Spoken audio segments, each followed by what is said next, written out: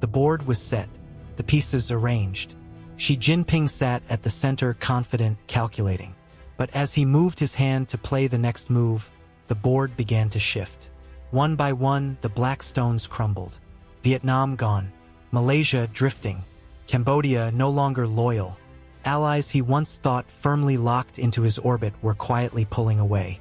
Not with declarations, not with headlines, but with silent, deliberate moves. Too small to notice at first, too devastating to stop once set in motion. It wasn't a dramatic betrayal. It was something worse, an invisible collapse happening under Xi's feet. Why are the very nations China spent decades nurturing now walking away? Just when Beijing needs them most. And when the final stone falls, will Xi realize he was never in control of the board, only trapped on it? The plan was simple. Xi Jinping would visit Southeast Asia, roll out promises of investment, and rally the region against Washington's rising pressure. It should have been a show of strength. It became a quiet humiliation. From April 14th to 18th, Xi embarked on a grand tour: Vietnam, Malaysia, Cambodia. At every stop, he was greeted with ceremonies, banquets, and official smiles. And at every stop, the real betrayal was already unfolding. In Vietnam, Xi signed 45 agreements. On paper, a success. In reality, a mirage. The deals were heavily one-sided. China offering loans, grants, and technology transfers, while Vietnam gave almost nothing in return. There were no sweeping trade concessions, no binding pledges of loyalty, no promises to stand with Beijing in the looming trade war. Just polite handshakes and eyes already turned westward. Because just 3 days after Xi's departure, Vietnamese Prime Minister Pham Minh Chinh met publicly with Jeffrey Perlman, chairman of the U.S. ASEAN Business Council. Standing before cameras, he declared, "The U.S.-Vietnam relationship is special, unlike any other, a dagger hidden inside a handshake." And Vietnam wasn't alone. Malaysia welcomed Xi warmly, and then quietly pivoted. Just days after the visit, leaks confirmed that Malaysia Aviation Group was negotiating with Boeing. If Chinese airlines canceled their Boeing 737 MAX orders, Malaysia Airlines was ready to pick them up. A move that would undercut China's economic pressure on America. No speeches, no flags waving, just a calculated repositioning against Beijing's interests. Even Cambodia, long a loyal satellite state, delivered a stunning blow. After China spent billions upgrading Cambodia's Ream naval base and gifting 2 frigates, Xi expected exclusive influence. Instead, within 24 hours of his departure, 2 Japanese warships docked at Ream. Cambodia rolled out an official ceremony, welcoming vessels from one of China's fiercest maritime rivals. It wasn't an accident. It was a statement. The world was moving, and it wasn't moving with China. Everywhere she turned, the signs were the same: polite applause, grand pronouncements, and behind the curtains a slow, methodical escape. Southeast Asia wasn't declaring independence from Beijing. It was simply practicing it, one quiet move at a time. The charm offensive crumbled not because of external attacks, but because of internal erosion. She offered money, he offered railroads, he offered AI, but he couldn't offer what mattered most: trust, predictability, a future not chained to a collapsing empire. And the leaders of Southeast Asia, reading the winds, counting the risks, made their choice. Not with public defections, not with angry speeches, with silent exits. One trade deal, one arms agreement, one port inspection at a time. They smiled for the cameras, and they walked away backstage. The board she thought he was mastering was already slipping from under him. And he didn't even see the first pieces falling. They didn't slam the door. They simply turned and left it slightly ajar. That's how China's oldest, most reliable partners began their quiet rebellion. Not with protests, not with press conferences, but with subtle moves that said everything Beijing didn't want to hear. Singapore was the first to whisper. It didn't come from an official ministry. It came from Ho Ching, the former First Lady, the former CEO of Temasek Holdings, a heavyweight in both finance and geopolitics. She reposted an article online. The headline? If Xi Jinping hadn't acted like a mob boss for 12 years, China would be far more powerful today. That wasn't an opinion. That was a bullet. Ho Qing had long been tied to both Western capital and Chinese academia. She served as an honorary advisor to Tsinghua University, one of China's most elite institutions. And now she was drawing blood publicly. It wasn't just a post. It was a signal.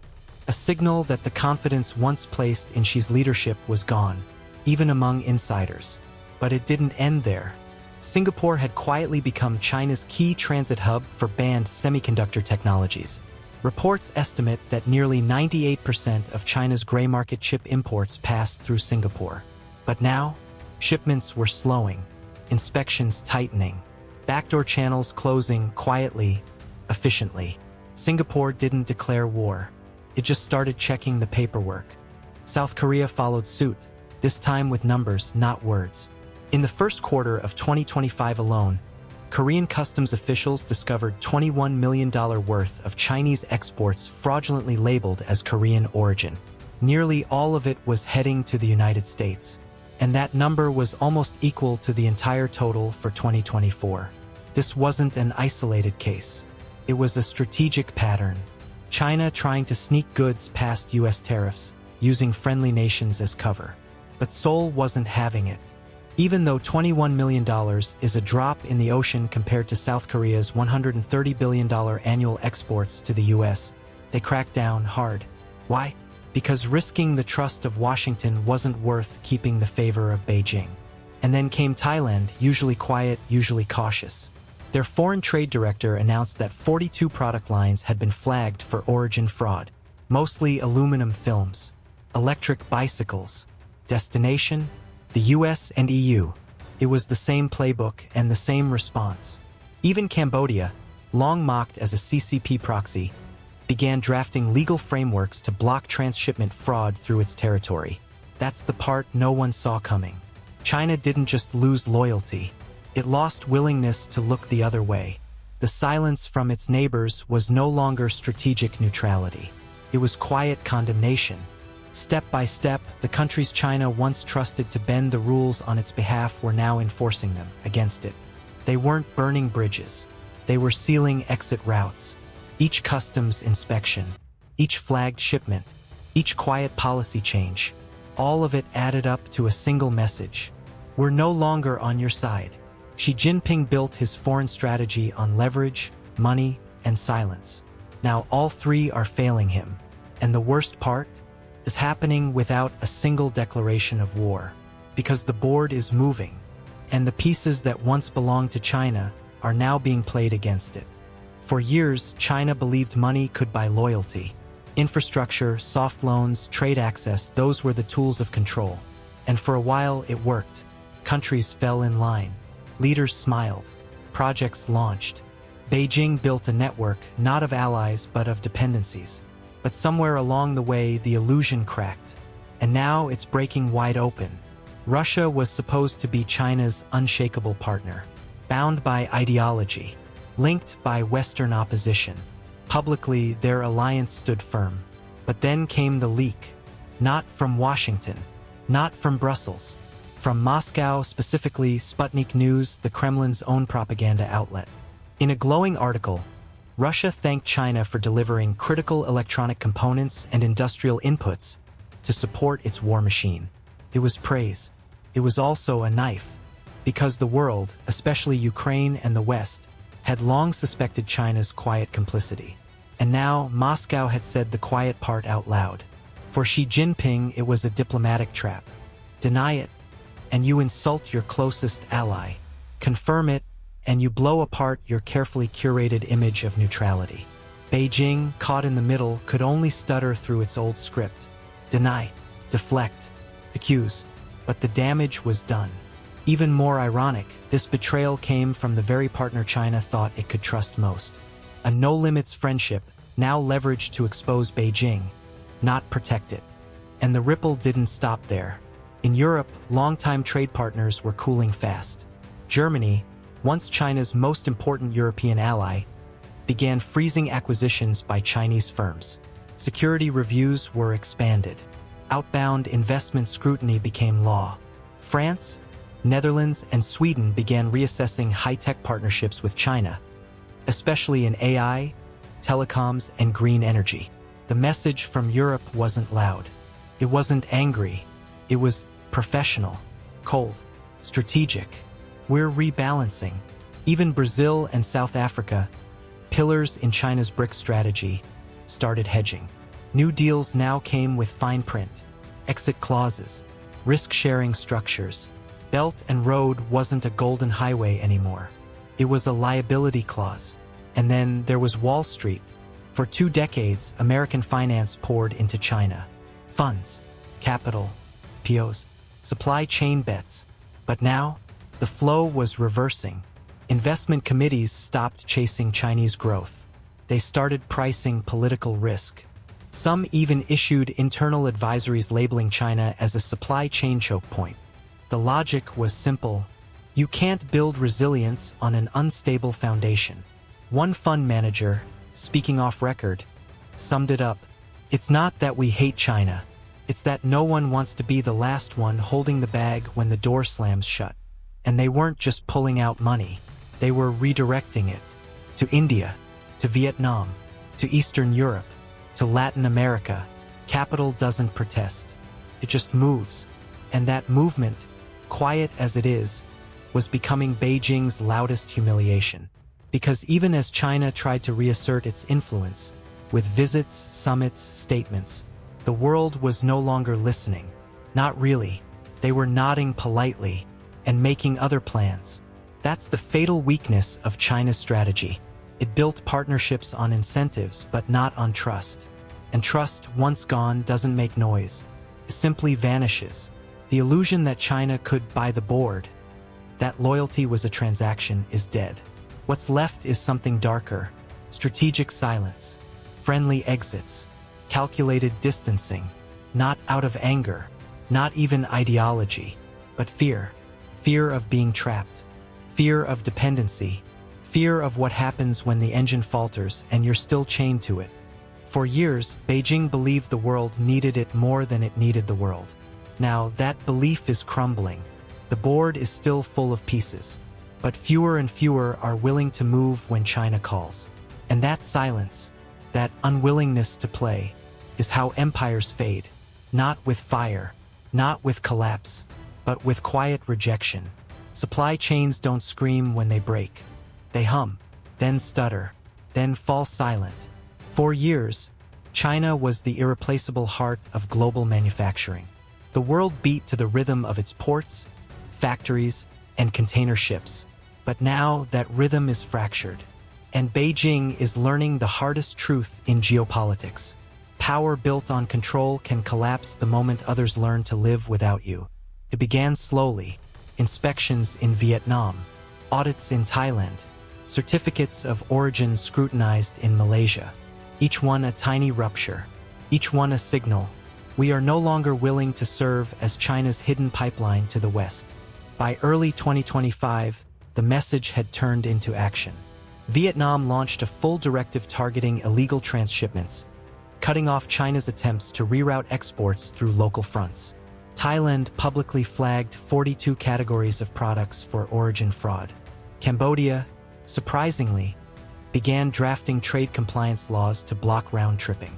Even Singapore, long China's discreet logistics partner, was quietly tightening controls on sensitive technology. Behind closed doors, business leaders were warning Beijing. The back doors are closing. And then the real damage began. Wall Street noticed. Fast. Private equity firms, logistics investors, manufacturing consortiums, all started reshuffling their bets. One by one, they pulled supply chain investment away from China. India became the new electronics darling. Vietnam rose in textiles and intermediate assembly. Mexico and Poland gained new contracts for final stage logistics into North America and Europe. Even megacore like Apple, Dell, and Toyota, longtime clients of China's industrial might, began phasing out dependency.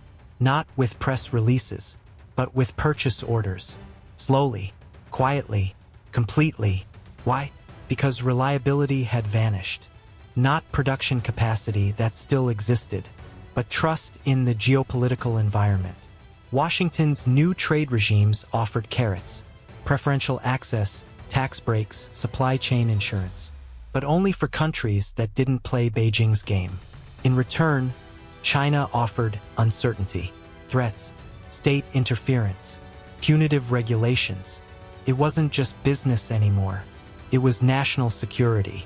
And no boardroom in the West wanted to explain to shareholders why their $3 billion line was stalled at a Chinese customs checkpoint or targeted by executive order. Suddenly, China's strength, its control, became its greatest weakness. Because in a decentralized world, control is a liability. Every time Beijing threatened to retaliate, another CFO somewhere rewrote a contingency plan. Every time a shipment got held up over some obscure paperwork dispute, another client added a second sourcing country. Every time the phrase dual use showed up in a semiconductor invoice, another executive moved procurement to India. It didn't take a war. It didn't take sanctions. It took one realization. You don't need to destroy a system built on control. You just need to create a better one beside it. And that's what happened. Supply chain ecosystems aren't just about factories. They're about compliance, insurance, standardization, legal clarity, political neutrality. China in 2025 had the factories but none of the rest. And the global trade system slowly but decisively was walking away. Even Beijing's emergency attempts to patch the bleeding failed. It tried to cut tariffs with key nations. It offered new Belt and Road loans, promised open markets in principle. But no one bought it, because money wasn't the problem. Risk was, and China had become radioactive. By mid-2025, several global logistics indexes had downgraded China from stable core to volatile strategic exposure. That label alone forced major insurance providers to hike premiums on China-bound freight, which in turn triggered new procurement reviews, which in turn sparked more relocation. A supply chain death spiral. Quiet, cold, mathematically precise. It didn't require a coup. It didn't require a collapse. Just momentum. Beijing thought it was irreplaceable, but it built its empire on dependency, not cooperation. And now the world was learning to breathe without it. China still had capacity, but the world had moved on. And a machine without demand, no matter how powerful, is just an empty engine. At first, there were polite excuses, scheduling conflicts, bureaucratic delays, promises to revisit the proposal next quarter. Beijing shrugged them off. Supply chains, maybe. Trade deals, maybe. But politics, influence, that was solid. Wasn't it? Not anymore. The silence that started in ports and factories had now reached the halls of diplomacy. And it was deafening. In ASEAN, countries still attended summits with China, still shook hands, still smiled for the cameras. But behind closed doors, the priorities were different. Diversify trade partners, upgrade military ties with Washington, cut hidden financial dependencies. Vietnam, once carefully balancing between China and the US, had moved decisively westward. Malaysia, traditionally neutral, was fast-tracking security talks with Japan and Australia. Cambodia, the supposed puppet state, had allowed Japanese warships into Chinese-built ports. The optics were brutal. The messaging was even clearer. We'll take your money, Beijing, but we're betting our future elsewhere. And it wasn't just Southeast Asia. Europe, still publicly cautious, was recalibrating behind the scenes. New EU trade frameworks began prioritizing resilience over cheapness. Talks of a critical supply chain pact excluded Chinese suppliers altogether. Private meetings between EU commissioners and ASEAN leaders quietly floated the idea of an anti-coercion bloc, without China. Even Africa, a continent Beijing had poured hundreds of billions into, was hedging. Countries once dependent on Chinese infrastructure loans were renegotiating terms, seeking World Bank and IMF bailouts, privately expressing fatigue over hidden debt traps. The financial signals were even harsher. Global banks quietly downgraded their China exposure forecasts. Risk premiums surged. Sovereign wealth funds began reshuffling allocations toward India, Indonesia, Mexico. In New York and London, the whispers grew louder. China's too risky. China's too political. China's too exposed. Beijing issued statements, insisted it was still open for business, still the indispensable partner. But fewer and fewer calls were being made, and fewer were being answered. The final silence wasn't announced. It wasn't declared. It just happened. China still had the ports, the factories, the skyscrapers, but it no longer had the conversation. Washington's Indo-Pacific strategy quietly expanded. Japan's defense industry roared back to life. India's economy sprinted ahead. New trade corridors blossomed. The India-Middle East-Europe Economic Corridor, the Indo-Pacific Economic Framework, the Americas Partnership for Economic Prosperity. None included Beijing, and Beijing, for the first time in decades, had no credible way to crash the party. Couldn't bribe its way back. Couldn't bully its way back. Because this wasn't a coalition against China. It was something worse, a world building new bridges, without needing to destroy the old empire at all. They simply left it behind, and the psychological impact was devastating. Inside China, muted dissent grew louder, business owners complaining about canceled orders, local officials begging for foreign investors to return, retired diplomats warning quietly about the dangers of isolation. But the machine kept running, on inertia, on old slogans, on fading momentum, a superpower still standing but with fewer and fewer visitors, fewer and fewer allies willing to defend it, fewer and fewer deals inked outside friendly state media, a superpower that everyone still acknowledges. But no one calls first when something important needs to happen. That is how decline begins, not with fire and fury, but with irrelevance. Xi Jinping once dreamed of a community of shared future for mankind. Today, that future is indeed being shared. Just without him. And the world, it seems, is moving faster, trading freer, building stronger. With China standing outside the window, watching, in silence. The collapse didn't come with a bang. Came with chairs left empty, meetings skipped, calls unreturned. China wasn't defeated by force. It was sidelined by choice. One by one, the nations Beijing counted on turned silent. One by one, they moved their futures elsewhere. Not because they hated China, but because they no longer needed it. Xi Jinping played to control the board. Now he watches as the board and the players leave the table without him. The question isn't whether China's collapse has begun. The real question is, when the world moves on without you, how do you even know you've been left behind until it's too late? What do you think? Has China already lost its seat at the global table? Or is there still a final move left to play? Let's dive in.